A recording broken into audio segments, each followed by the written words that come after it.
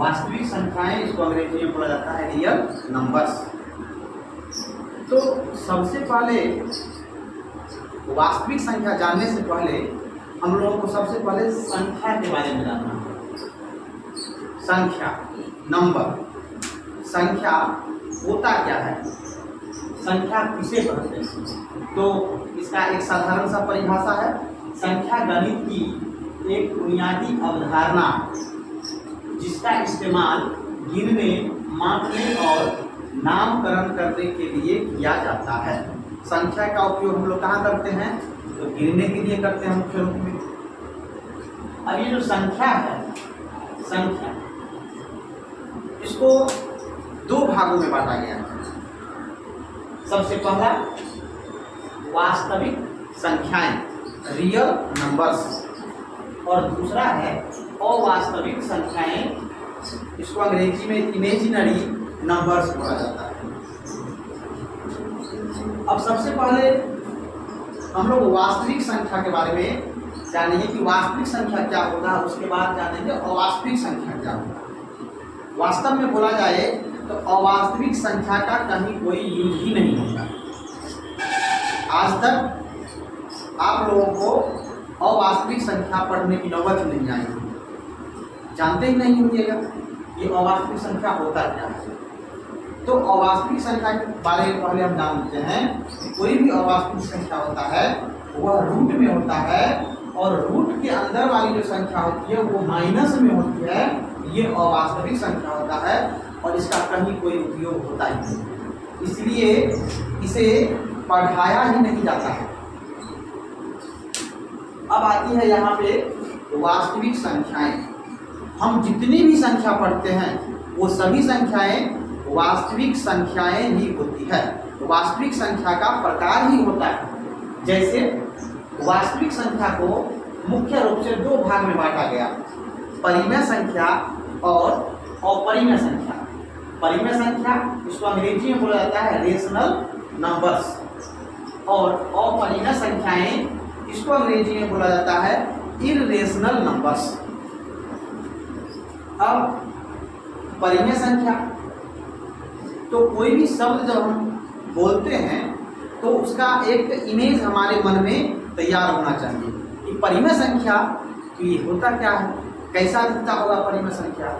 तो परिमेय संख्या के बारे में बोला जाता है कि परिमेय संख्या P/Q के रूप में लिखी जा सकती है, और अपरिमेय संख्या P/Q के रूप में लिखी नहीं जा सकती। यहाँ पर एक कंफ्यूजन हो जाता है हम लोगों को कि P/Q के रूप में तो भिन्न वाली संख्या लिखी जाती है, जैसे 2/3, 4/5, 7/8, इस तरह से। लेकिन कोई भी संख्या जो हम लिखते हैं 2, इसमें भी बढ़ता है कि नीचे कुछ ना कुछ है, तो क्या है वो 1 है। तो ये भी क्या है P/Q के रूप में लिखी हुई है। तो परिमेय संख्या की पहचान तो हमें आसानी से हो जाती है कि परिमेय संख्या कैसा दिखता है, तो P/Q के रूप में दिखता है। अब बात आती है अपरिमेय संख्या की। तो अपरिमेय संख्या कैसा दिखता होगा? तो अपरिमेय संख्या जब भी देखा जाता है तो वह रूट के अंदर में पाया जाता है। वे सभी संख्याएं जो रूट के अंदर होती हैं और रूट से बाहर नहीं निकल पाती हैं, तो वह संख्या अपरिमेय संख्या होती है। अगर रूट के बाहर आ जाए, जैसे हम लिखते √4, तो 4 का वर्गमूल होता है 2। तो देखिए ये क्या हो गया, ये बाहर आ गया, तो ये क्या हो गया, ये परिमेय संख्या हो गया, और ये रूट के बाहर नहीं आ पाएगा। आएगा भी तो क्या आएगा, दशमलव के रूप में आएगी, दशमलव के रूप में, और वो भी अनवसानी रूप में आएगा। मतलब ये कभी समाप्त नहीं हो सकता है, वैसा रूप में आएगा। ये रूट, इसका वर्गमूल नहीं निकल सकता। तो आपको ये चीज़ अच्छी तरह से समझ में आ जाना चाहिए कि कोई भी अपरिमेय संख्या वह रूट के अंदर पाई जाती है, और परिमेय संख्या रूट के बाहर होती है, और इसे P/Q के रूप में लिखा जा सकता है। अब बात आती है अपरिमेय संख्या, यहीं से समाप्त हो जाता है। अपरिमेय संख्या के बारे में और कोई विश्लेषण नहीं है। अब बात आ जाती है परिमेय संख्या। तो ये जो देख रहे हैं ये सब परिमेय संख्या का ही ब्रांच है, शाखाएं, जैसे पूर्णांक। अब बात आती है पूर्णांक का, इसको अंग्रेजी में बोला जाता है इंटीजर। इंटीजर, ये पूर्णांक जो होती है वह, अब लिख कर दिखा रहे हैं, जैसे हो गया 0, 1, 2, 3, 4 dot dot dot -1, -2, -3 dot dot dot, अर्थात ये आगे भी बढ़ रही है और पीछे भी बढ़ रही है। आगे धनात्मक रूप में बढ़ रही है और पीछे ऋणात्मक रूप में बढ़ रही है। तो पूर्णांक जो होती है वैसी संख्याएं होती है जो प्लस में भी होती है और माइनस में भी लिखी जा सकती है, और ये अनगिनत होती है। इसको आगे लिखते जा सकते हैं, इसका कोई अंतिम पूर्णांक हमें कहा जाए बताने के लिए तो हम नहीं बता पाए। अब बात आती है पूर्ण संख्या। पूर्ण संख्या क्या होती है? पूर्ण संख्या को अंग्रेजी में होल नंबर से बोला जाता है। ये पूर्ण संख्या क्या होता है? तो वे सभी गिनती की संख्याएं या वह गिनती की संख्याएं जो 0 से प्रारंभ होती है उसे पूर्ण संख्या कहा जाता है। जैसे 0, 1, 2, 3, 4 डॉट डॉट डॉट। पूर्ण संख्याएं इस रूप में लिखी जाती है, ये 0 से शुरू होती है और अनंत तक जाती है। इसका कोई अंतिम भाग, अंतिम बिंदु नहीं है। इसी तरह आगे पढ़ना है हम लोगों को प्राकृत संख्याएं। तो प्राकृत संख्या क्या होती है? तो प्राकृत संख्या कहते किसे हैं? तो गिनती की संख्या को प्राकृत संख्या बोला जाता है। तो गिनती की संख्या शुरू कहाँ से होती है? 1 से।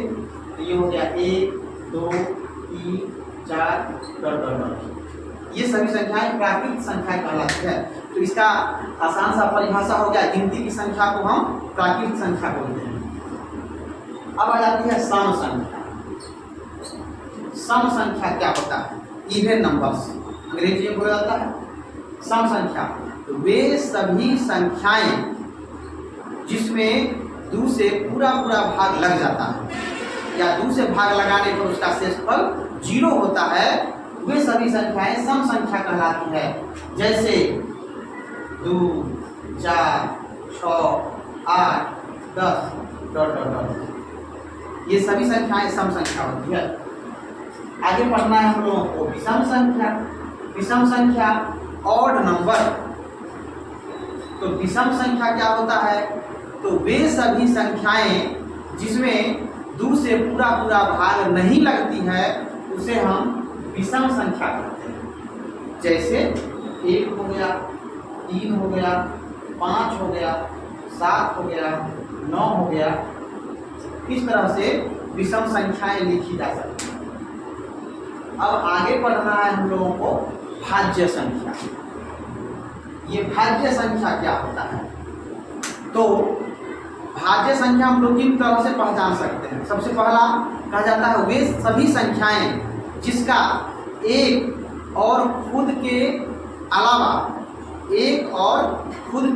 अलावा कोई तीसरी संख्या उसका गुणनखंड के रूप में आ रहा है, तो वे सभी संख्या भाज्य संख्या कहलाती है।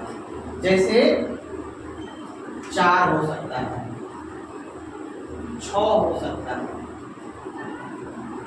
6 के बाद हम लिख सकते हैं 8, 8 के बाद 9, 9 के बाद 10, 10 के बाद 12।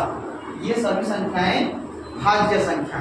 जैसे अगर हम कहें 4, तो 4 का गुणनखंड क्या क्या हो सकता है? तो 4 का गुणनखंड 1 हो सकता है, 4 का गुणनखंड 2 हो सकता है, 4 का गुणनखंड 4 खुद हो सकता है।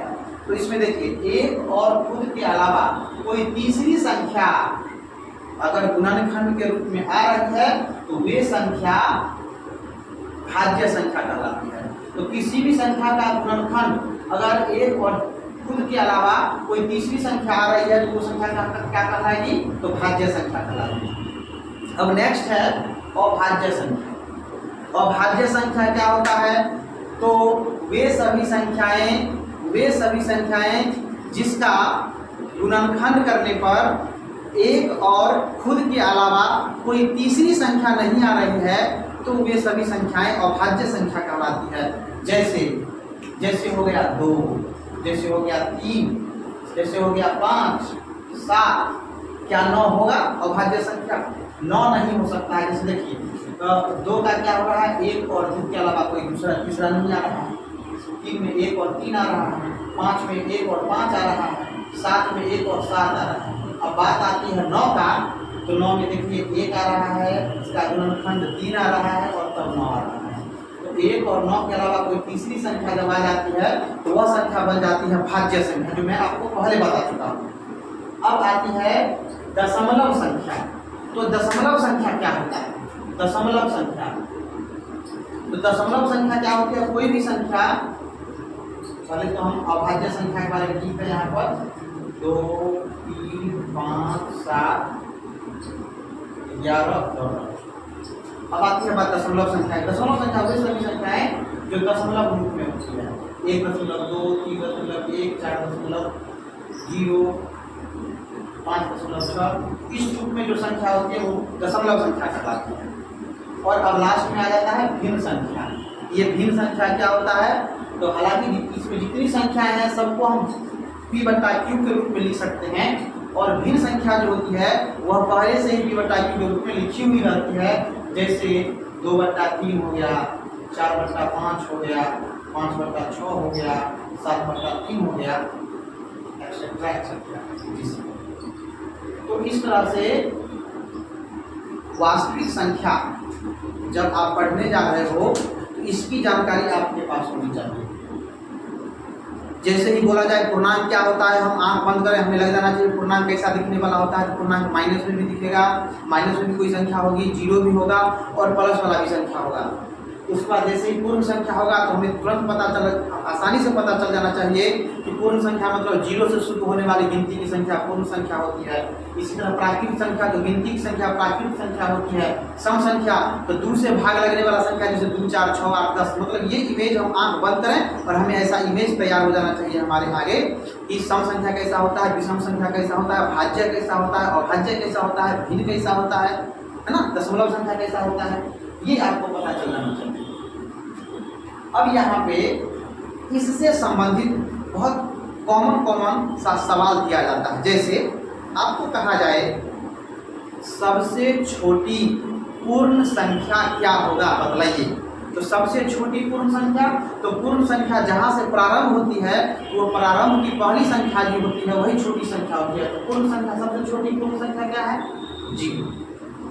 और कहा जाए सबसे बड़ी पूर्ण संख्या क्या होगी, तो हम पहले ही बता चुके हैं कि ये अनंत तक जाएगा, हमें आखिरी का पूर्ण संख्या पता नहीं होगा।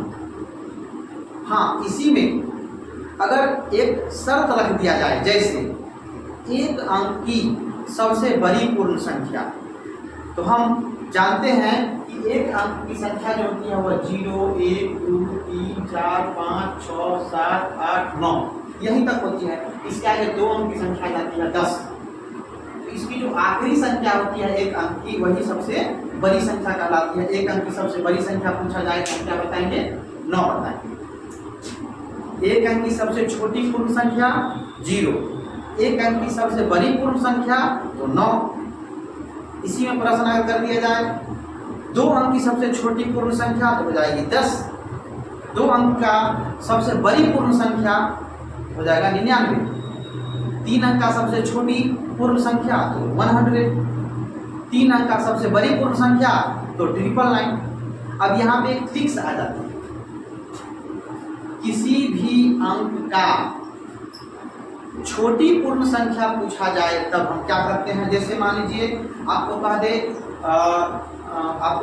9 अंक का सबसे छोटी पूर्ण संख्या लिखने के लिए, तो 9 अंक का सबसे छोटी पूर्ण संख्या लिखना है तो हम क्या करेंगे, 1 दे करके, और 9 अंक का कहेगा तो हम 8 जीरो दे देंगे, 1, 2, 3, 4, 5, 6, 7, 8। तो 9 अंक का सबसे छोटी पूर्ण संख्या मतलब 1 पर 8 जीरो दे देंगे, तो ये हो जाएगी 9 अंक की सबसे छोटी पूर्ण संख्या। जैसे अगर 3 अंक का सबसे छोटी पूर्ण संख्या कहा जाता है तो हम क्या लिखते हैं, 100 लिखते हैं ना। तो 3 अंक का है तो कितना जीरो दिए, 2 जीरो दिए। तो 4 अंक का रहेगा तो कितना जीरो देंगे, 3 जीरो देंगे। 5 अंक का रहेगा तो 4 जीरो देंगे। तो छोटी संख्या निकालने के लिए हम इस ट्रिक्स का इस्तेमाल कर सकते हैं। अच्छा, अब रही बड़ी संख्या निकालना है, 10 अंकों की सबसे बड़ी पूर्ण संख्या तो सबसे बड़ी पूर्ण संख्या जब भी पूछा जाता है तो जितना अंक का पूछेगा उतना 9 दे देंगे। अब जैसे 8 अंक का सबसे बड़ी पूर्ण संख्या तो 8 9 लिख देंगे, 8 बार 9 लिख देंगे। 7 अंक का पूछेगा तो 7 बार 9 लिख देंगे। 9 अंक का सबसे बड़ी पूर्ण संख्या तो 9 बार 9 लिख देंगे। 10 अंक का सबसे बड़ी पूर्ण संख्या तो 10 बार 9 लिख देंगे। आ गया समझ में? अब यहाँ पे कभी कभी बच्चों को फंसाने वाले प्रश्न यहाँ आ रहा है। आपसे पूछा जाएगा सबसे छोटी भाज्य संख्या क्या होगी। तो सबसे छोटी भाज्य संख्या, तो यहाँ आप देख रहे हैं मैं यहाँ लिखा हूँ 4। सबसे छोटी भाज्य संख्या होती है 4। अब आपके मन में आएगा क्या 2 भाज्य संख्या नहीं है? 2 भाज्य संख्या नहीं है क्योंकि मैं भाज्य संख्या का परिभाषा आपको बता चुका हूँ कि भाज्य संख्या जो होती है उसमें दो से अधिक गुणनखंड होना चाहिए। 2 से अधिक यानी खुद का और एक को छोड़कर कोई तीसरी संख्या गुणनखंड के रूप में आनी चाहिए, तभी वह भाज्य संख्या होगी। अब 2 का 2 ही गुणनखंड हो रहा है, ये भाज्य संख्या नहीं है, 2 अभाज्य संख्या है। तो सबसे छोटी भाज्य संख्या क्या होगा? तो 4 होगा। और सबसे छोटी अभाज्य संख्या क्या होगा? तब 2 होगा। सबसे छोटी, अब इसको एक और चीज बोला जाता है, सबसे छोटी सम अभाज्य संख्या। तो क्या है? सम संख्या भी है और अभाज्य संख्या भी है। तो सबसे छोटी सम अभाज्य संख्या आपसे पूछा जाए तो आप क्या बताएंगे? 2। और सबसे छोटी विषम अभाज्य संख्या अगर पूछा जाए तब हम बताएंगे 3। तो अब आसानी से आप समझ सकते हैं कि पूर्णांक कैसा होता है, पूर्ण संख्या क्या होता है, प्राकृत संख्या क्या होता है। इस पर अगली जानकारी आपको अगले वीडियो में दिया जाएगा, जो आपको क्लास 10 का वास्तविक संख्या का चैप्टर 1 प्रारंभ किया जाएगा। धन्यवाद।